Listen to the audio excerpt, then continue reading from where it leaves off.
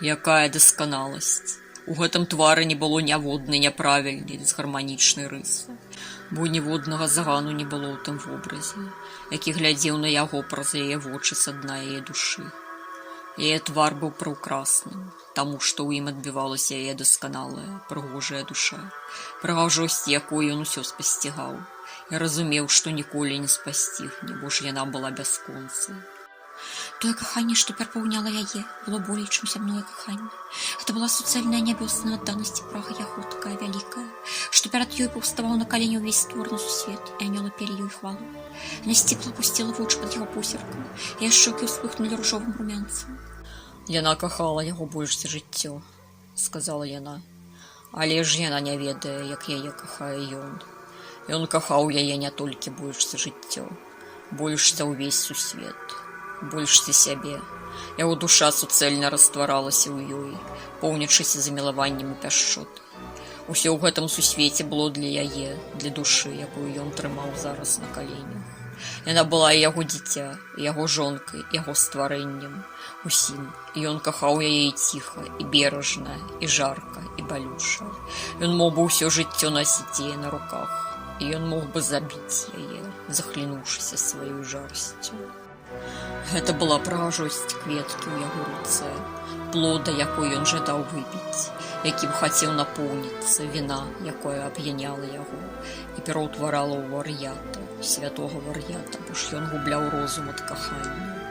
Ён пайшоў бы за ёй на край зямлі і ўзяў бы на сябе дзеля яе выратавання любы грэх, нават самы страшэнны. Адрокся б ён ад Бога дзеля яе. Каб Бог сказаў бы яму выбіраць, ён бы пракляў Бога. Бо ж усімагутны, ён не меў права пасягаць на яе і яго да яе кахання. Ён стаў бы сатаной, люцыферам, які выбраў цемру, калі б мог захавацца там з ёю. Калі ж яе б у яго адабралі, ён бы стаў анёлам знішчэння і пракляў бы гэты сусвет. Таму Бог так ніколі не паступіць, бо ж Бог літасцівы, і не для таго ён стварыў і каханне, і мужчыну, і жанчыну. Па волі Бога аб'яднаць аголеныя душы, увянчаць іх яго святым шлюбам.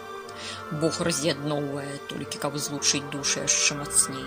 Бо ж насамрэч між імі няма нічога, што можа іх аддзяліць адну ад другую, таму што ўсе душы адвечна зліваюцца ў Богу, зліваюцца з ім і праз яго, адна з другой.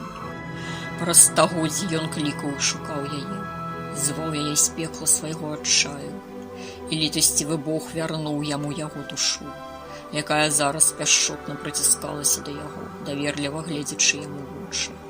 У хаце не было ціха, толькі агонь патраскваў, і чулася яго і яе дыханне.